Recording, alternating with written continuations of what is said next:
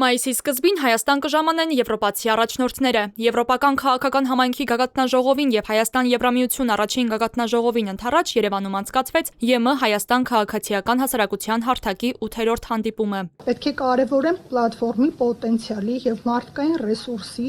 լիարժեք օգտագործումը առավելապես Եվրամիության ինստիտուտների կողմից, մեծացնելով նրանց աջակցությունը պլատֆորմին և դիտարկելով այն որպես կարևոր դաշնակից Եվրամիություն Հայաստան երկխոսության համատեքստում։ Պլատֆորմի համանախագահ Լուսինե Հակոբյանը դրական է գնահատում կառավարության հետ համագործակցությունը, բայց շեշտում լավարկման անհրաժեշտություն կա։ Պլատֆորմի շատ առաջարկներ առ այսօր պետական տարբեր մարմինների կողմից ընդունվում են սվիններով։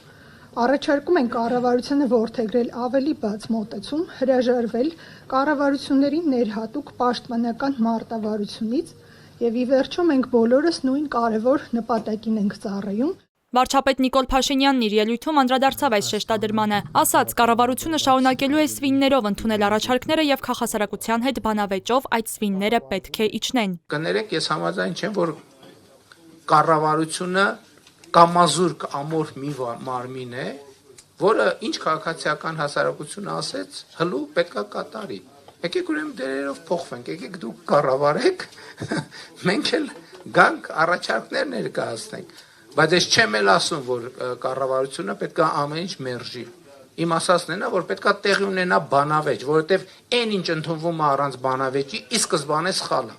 Այն խնդիրները, որոնք բարձրաձայնում են քաղաքասարակության կողմից մշտապես տեսանելի են մեզ, ընդգծեց Արդարադատության նախարար Սրփուհի Գալյանը։ Մի շարք հանդիպումներից հետո ինձ համար արել եմ արձանագրումներ, որ մենք քաղաքասարակության ներկայացուցիչների հետ նույն ուղղությամբ ենք նայում։ Ըստ Գալյանի, ԵՄ Հայաստան համապարփակ և ընդլայնված գործընկերության համաձայնագրի գործիքակազմի շրջանակում աշխատում են մոնիթորինգի համապատասխան պլատֆորմ ստեղծելու ուղղությամբ։ Ինչ պետք է անի մեր պետությունը, որ ի վերջո համապատասխանենք համաձայնագրին և ի վերջո կատարենք մեր առջև դրված խնդիրը։ Հայաստանի Հանրապետությունում ԵՄ պատվիրակության ղեկավար Վասիլիս Մարագոսի խոսքով Հայաստանի հետ համագործակցության մեծ պոտենցիալ ու ներուժ կա։ Եվրոպական չափորոշիչները ներդնելը շատ կարևոր է Հայաստանի մրցունակությունը բարձրացնելու, տնտեսությունը դիվերսիֆիկացնելու առումով։ Եվ անշուշտ մենք նաև քաղաքացիներին ավելի որակյալ ծառայություններ ապահովելու առումով ենք դա ընդգծում։ Հայաստան-ԵՄ համագործակցության առաջնային ուղղություններից է վիզաների ազատականացման շուրջ երկխոսությունը։ Ներքին գործերի նախարար Արփինե Սարգսյանը նշեց, որ ստացել է գործողությունների ծրագիրը, այն համահունչ է երկրի բարեփոխումների օրակարգի հետ։ Սա է նաև վստահություն տալիս մեզ պնդելու, որ վիզաների ազատականացումը իրատեսական է։ Կառավարության կողմից ձեռնարկված քայլերը եւ նաեւ ընթացքի մեջ գտնվող քայլերը պատշաճ ժամկետում իրականացվելու պայմաններում եւ դրանք պիտի իրականացվեն պատշաճ ժամկետներում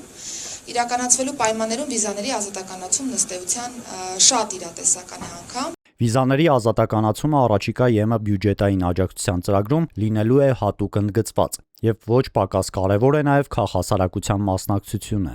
Հայաստան-ԵՄ քաղաքասարակության պլատֆորմի 8-րդ հերթական հանդիպմանը մասնակցել են նաև փոխվարչապետ Մեհեր Գրիգորյանը, Անվտանգության խորհրդի քարտուղար Արմեն Գրիգորյանը, Եվրոպական տնտեսական և սոցիալական կոմիտեի անդամ, ԵՄ Հայաստան քաղաքասարակության պլատֆորմի համանախագահ Դումիտրո Ֆորնեան, Եվրոպական տնտեսական և սոցիալական կոմիտեի արտաքին հարաբերությունների դեպարտամենտի նախագահ Ստեֆանո Պալմիերին, օրենսդիր և գործադիր իշխանությունների, միջազգային կառույցների և քաղաքացիական հասարակության ներկայացուցիչներ։ Տեսաուղերձով ներկաներին ողջունել է նաև ԵՄ ընդլայնման հարցերով հանձնակատար Մարթա Կոսը, ընդգծելով, որ ընտրություններին ընդառաջ քաղաքասարակության դերը վճռորոշ է։